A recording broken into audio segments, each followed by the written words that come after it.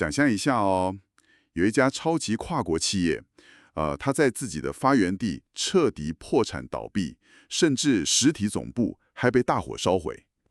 听起来就是个彻底失败的案子嘛。对，但是最神奇的是，2500年后的今天，它的核心开源代码居然被肆意股无数的科技高管拿来当做对抗高压、优化大脑运作的终极武器哦。哇，这产品的生命周期也太长了吧？真的超长。所以今天我们这场深度解码，要带你进行一次极度硬核的商业个案分析。我们今天不谈宗教，而是要把你手边那些厚重的历史档案，直接转换成一家拥有2500年历史、市占率横跨全亚洲的佛系企业发展史。其实我觉得这个切入点蛮好的，就是能让我们看到很多平常被香火跟木鱼掩盖的真相啦。任何伟大体系的诞生跟扩张背后的底层逻辑，其实跟现代顶尖企业的发展轨迹惊人的相似。没错，就像是从最初打破市场垄断，然后经历创办人的产品枢轴转向，也就是 pivot 嘛。对对对，还有因为企业文化引爆的董事会大乱斗，到最后演化出完全针对不同在地市场的3大全球加盟体系。这家企业的兴衰绝对是一堂最高级的商业策略与组织行为学。所以啦，现在请你暂时忘记那些正襟危坐的庙宇画面，把你自己的大脑切换成一位准备评估100亿级投资案的创投分析师。我们准备开始这场探讨喽。好的，那我们要看懂一家新创为何能崛起，就得先去看看西元前6到5世纪的古印度，了解一下当时的市场痛点到底有多痛。我记得当时的印度市场好像是被一家名叫婆罗门教的超级独占企业给完全锁死了，对吧？没错，他们主打天神崇拜，而且实施一套极度严格的种姓阶级制度。这在商业上意味着什么？就是血统决定一切。哇，那不就等于你投胎在哪个阶层，就像出厂时被打上了终身无法更改的产品标签吗？对，完全不能更改。所以底层消费者毫无阶级流动的希望，整个市场充满了无力感还有痛苦。当市场被垄断到令人窒息的时候，通常就是破坏式创新登场的最佳时机了。我看到资料里有提到一波叫沙门的出走潮，这群人是不是有点像是受不了大企业僵化体制，然后跑去森林里车库创业的黑客啊？这个形容真的非常精准。这群自由思想家就是反对婆罗门的垄断嘛，他们专门在森林里露营苦行，试图研发出可以解脱轮回的全新技术。所以就是在这群创业者当中，诞生了一位超级天才 CEO 咯。对，也就是我们的创办人，本名叫悉达多的释迦牟尼。但这位 CEO 的背景其实超狂的耶，他根本是含着金汤匙出生的太子爷嘛，等于是整个企业集团的唯一继承人啊。没错，但他却提早经历了中年危机。他亲眼看到社会上的生老病死之后，意识到世俗的财富资产在面对这些终极问题时，防御力居然是0。哇，发现家产根本没用。对，于是他就做了一个超狂的决策，直接放弃王位。我们现在叫裸辞创业。裸辞听起来是蛮浪漫的了，但是初期的研发阶段，也就是 R&D， 简直是一场灾难吧？真的蛮惨的。他一开始完全走错了方向，就是跟风去玩当时很红的极端苦行，每天只吃1颗麻麦，把自己饿到皮包骨。天哪，这就像是新创公司狂烧资本，把资源全部砸在一个极度硬核，但根本无法解决用户痛点的产品原型上耶。对对对，身体硬体都快宕机了，软体怎么可能跑得顺嘛？那他后来到底是怎么 pivot 的，怎么转向的啊？他很敏锐地察觉到这个盲点，所以果断停损。他放弃了自虐，同时也没有回归过去皇宫里那种极端享乐，而是找出了所谓的中道。中道。对，接着在他35岁那年，他正式推出了2大渗透市场的核心产品。第一项产品就是底层架构，一套解释宇宙万物运行的开源代码，叫做缘起性空。等一下，我们来拆解一下这个底层架构哦。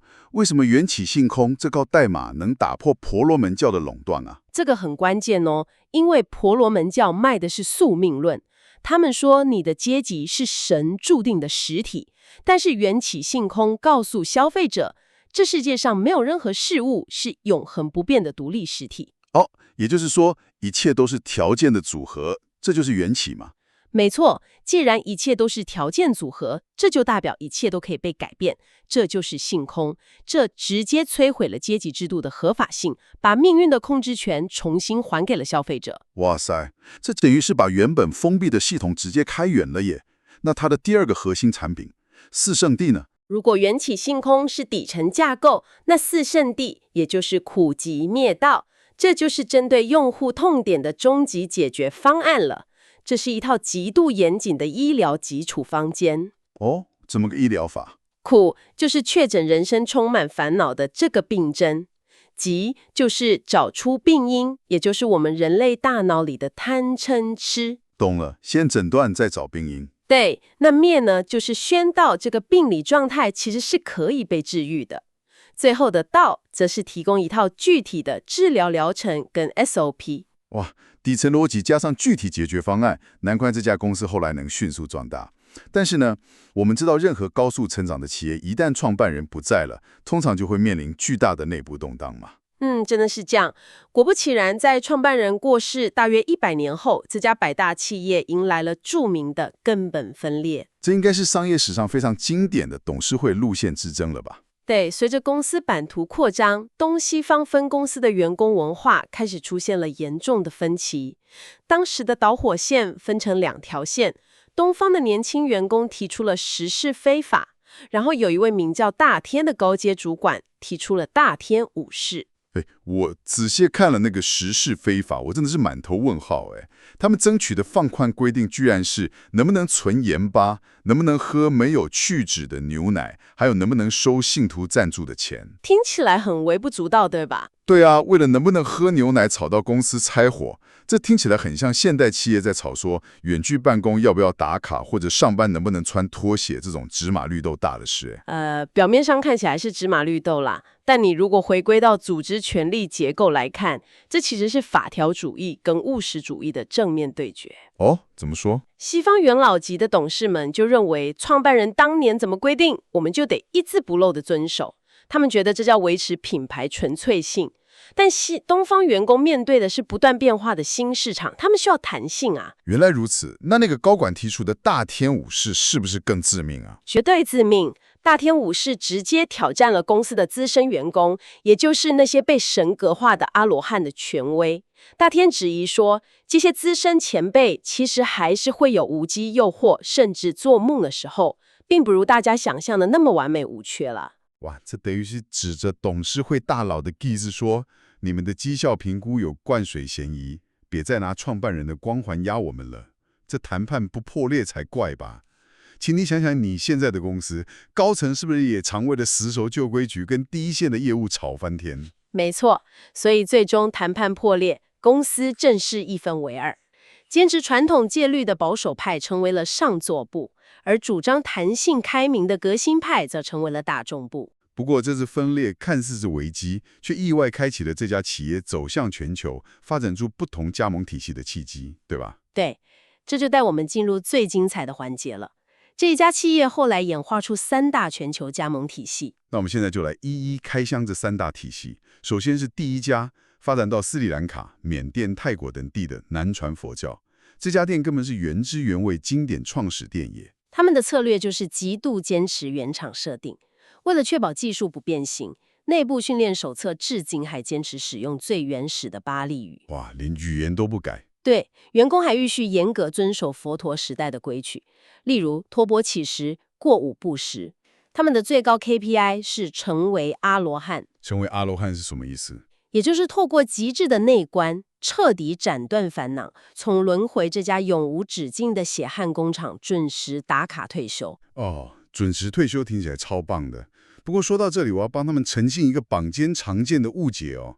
以前常听人家说他们是小乘，但其实我们根本不该用这个词，对吧？没错，这是后来大乘佛教发明的贬义词，用来攻击对方说：“哎呀，你们车子太小，只能载自己解脱啦。”其实蛮没礼貌的。对啊，但南传的理念其实非常务实且科学哦。他们认为你自己得先学会游泳，确保自己不会溺水，然后才能谈去救别人嘛。这在逻辑上完全站得住脚。因此，国际公认我们应该尊称他们为上座部佛教。尊重原厂是很重要的。那接下来，我们把视角拉到第二家加盟店，也就是发明小乘这个词的汉传佛教、大乘佛教。这是一家主导大众普惠的巨型扩张店，对吧？他们为什么要改变产品定位啊？因为中国市场的文化土壤完全不同啊。古印度的裸辞、出家，在讲究儒家孝道、重视家庭伦理的华人社会根本推不动。对耶，华人社会没办法接受你不顾家人自己跑去出家。没错，所以为了一举拿下这个庞大的市场，大乘佛教主打菩萨道。也就是说，我不只要自己解脱，我还要开大车，把全人类一起载向终点。这种入世普度众生的口号，完美契合了当时的市场需求。而且为了解决各种消费者的痛点，这家加盟店竟然在内部发展出了超狂的8大客制化部门呢，也就是中国佛教的8大宗派。我们赶快用现代商业术语来拆解这8个部门。第一组我们称之为 UI 与使用者体验团队，也就是禅宗跟净土宗。禅宗就像是极简的苹果风，主打不立文字，直指人心。他们把厚重的说明书全部扔掉，强调直觉操作。连挑水砍柴这种日常琐事都能一秒顿悟，对吧？对。而净土宗则是终极 VIP 懒人包。如果你觉得修行太难，读不懂代码，没关系，只要诚心念诵阿弥陀佛，就能直接拿到极乐世界的直达车票。这完全是一键安装的防呆设计，门槛降到最低。哇，这 UI 设计太友善了。那第二组就是后端与系统架构团队了，天台宗跟华严宗。我其实很好奇哦，既然底层代码是一切皆空，那员工会不会觉得反正都是空的，那我努力干嘛？直接陷入虚无主义啊？你切入到了真正的核心。为了防止员工摆烂，天台宗这个超级理论架构师就发明了一心三观。一心三观，对，他们教你，虽然事物的本质是空的，但在现实运作中它却是假存在，所以你要用中观把这两者统一起来，这完美桥接了高深哲学与日常生活的断层。这架构太强了。那华严宗呢？华严中充满了宇宙科幻风，他们主打法界缘起，认为整个宇宙就像一张无限大的3D 网，叫做因陀罗网。哇，3D 网听起来很像元宇宙诶。没错，网上的每一个节点都是一颗宝石，互相映射，一城一世界。这简直是古代版元宇宙与系统思考的极致体现了。接下来第三组，大名鼎鼎的唐僧，也就是玄奘大师带领的唯识宗，这根本是大脑科学与心理学研究所吧？一点也没错。唯识宗主张万法唯识，他们极度细致地解剖了人类的意识结构。他们认为，你所感受到的外在世界，其实全部都是由你深层潜意识，也就是阿赖耶识里的种子变现出来的全息影像。所以你要改变世界，得先去修改潜意识里的代码。这在2000年前也太前卫了吧？真的很厉害。那第四组，专门处理公关危机跟合规审查的三论宗跟律宗。但我这里要强力推翻一下哦。既然你们公司提倡万法皆空，为什么还需要律宗这个 HR 人资与法务部门来制定一堆死板的行为规范呢？这不是自相矛盾吗？这是一个非常好的质疑。其实你可以把这家企业想象成一个开放世界的沙盒游戏。虽然游戏本质只是虚拟的像素，也就是空，但如果你在游戏里随便乱杀人、破坏规则，你的账号还是会被封锁的。这就是业力轮回。哦，所以律宗的 HR 存在，就是为了确保员工在政务误之前行为不要失控，确保企业营运不会爆雷。没错。至于三论宗，则是破除执着的公关专家。他们专门用空观的铁锤，精准敲碎人们所有的认知偏见。解释得太完美了。最后一个部门，密宗，也就是唐密，这是一个神秘神圣公关部，强调身口意的三密相应，追求这辈子就要立刻达标的即身成佛。这个汉传矩阵简直无懈可击耶。对，非常完整。那第三家加盟体系也就是西元7世纪进入西藏的藏传佛教金刚乘。这是怎么玩的啊？如果汉传是大众普惠店，那藏传就是神秘高阶的 VIP 俱乐部了。他们非常懂得在地化，跟西藏古老的本教完美融合，而且他们在企业资产传承上发明了一个商业史上最天才的机制，叫做活佛转世制度。哇，你想象哦，一家企业最怕的就是 CEO 换人时发生股权争夺，或是教法断层嘛。他们居然想到用灵魂的延续者来确保无形资产和最高权力能跨越世代精准交接，这招真的太绝了。听说这个俱乐部底下还有4大部门。没错，简单快速地为你建构这4个部门的功能。第一是历史最悠久的宁玛派，又叫红教，他们有一种超酷的伏藏传统。伏藏那是什么？你可以想象成古代大师把最高级的修行数据加密存放在 USB 里，埋在深山或是潜意识中，等未来市场成熟了，再由特定的骇客去挖掘解码。哦，加密档案藏在潜意识里，这比科幻电影还要扯吧？那第二的部门呢？第二是噶举派，白教，他们走的是极限身体骇客路线，透过艰苦的实修，比如控制体内气脉的作火定，直接硬核突破生理限制。哇，直接 hacking 自己的身体。对，第三是萨迦派花教，这是 B to G， 也就是企业对政府的政商关系大师。元朝时甚至被封为帝师掌管了西藏的政教大权哦。最后一个，大家最常听到的黄教，对吧？对，格鲁派，也就是黄教，这是由宗喀巴大师为了整顿当时松弛的纪律而创立的。你可以把它看作是一次严格的企业合规整改。他们要求严守戒律，不准结婚，还建立极度严密的教育体系。因为组织力最强，后来成为势力最大的派系。达赖与班禅系统都是出自黄教。哇，这3大全球加盟店真的把各自的产品线发展到了极致诶。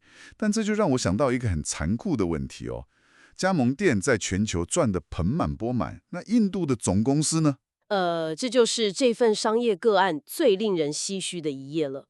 在12到13世纪的时候，印度的佛教总部彻底宣告破产，在本土灭亡了。等一下，总公司怎么会倒闭了？他们遭遇了3大致命击。第一击，竞争对手印度教的恶意并购。印度教当时强势崛起，不仅抄袭了佛教好用的教义，甚至对外宣传说：“哎呀，你们崇拜的佛陀，其实只是我们印度教神明毗神奴的第9个化身了。”天哪，这招釜底抽薪太狠了吧！直接剥夺了佛教产品的独特性，把你降级成他们旗下的一个子品业。那失去产品独特性后，金主爸爸就跑了吧？正是第2击，资金断裂。原本支持佛教的国王和富商纷纷撤资了。最后的致命一击，则是外敌的物理入侵。被攻击了吗？对，突厥伊斯兰军队入侵印度，他们反对偶像崇拜，一把火烧毁了佛教的最高学府那兰陀寺，无数经书化为灰烬，剩下的高阶主管，也就是僧侣们，只能流亡海外。实体总部被烧毁，丧失创投资金，核心专利还被同化。这对任何一家企业来说都是彻底的毁灭吧？在实体层面上，总公司确实消失了。但是这就是为什么我们今天要做这场深度解码的原因啦。这家企业虽然失去了印度的实体总部，但他们核心的开源代码却在现代迎来了一次终极的跨界转型。对，就像我们前面提到汉传的唯识宗，他们对人类潜意识的精妙分析，现在看来根本就是现代深度心理学的先驱啊。不止如此哦。南传佛教用来训练员工的四念处与内观技术，在传到西方之后，被褪去了宗教的外衣，摇身一变成为了现代欧美矽谷最红的正念减压疗法，也就是 MBSR。哇，所以这些古代的冥想技术，现在成了现代人优化大脑神经可塑性、对抗焦虑的科学工具了。没错，这套历经2500年迭代的产品，绕了一大圈，最终成为了你我扫除心灵乌云的终极解药。真的，今天这场庞大的商业史之旅，我们从印度总公司的初创、董事会的路线之争，一路拆解了三大加盟体系的市场策略。表面上看，它们外观截然不同，但底层逻辑殊途同归，全都是要帮我们看清事物本质，打破对世俗的僵化执着。其实就是回归到开源代码的初衷啦，一切皆是条件的组合，一切皆可改变。所以，在我们结束这场个案分析前，我想把这个问题抛给你。既然今天我们跟着创办人学到了缘起性空的底层逻辑，也看见了他当年打破婆罗门垄断、勇敢裸辞的魄力，那么在你现在的日常生活或是工作中，有没有哪一个让你痛苦不堪、觉得无法改变的婆罗门阶级呢？也许是某个僵化的人际关系，某份消磨热情的工作，或者是某个困住你自己的完美主义执着，也说不定哦。记住，那些看似坚不可摧墙的墙壁，其实都只是条件的组合罢了。或许正等着你自己去勇敢的裸辞，打破它，重新找回属于你自己的平静。感谢你今天与我们一起深度解码，希望你能在日常的轮回中找到自己的忘忧解药。我们下次见喽！下次见。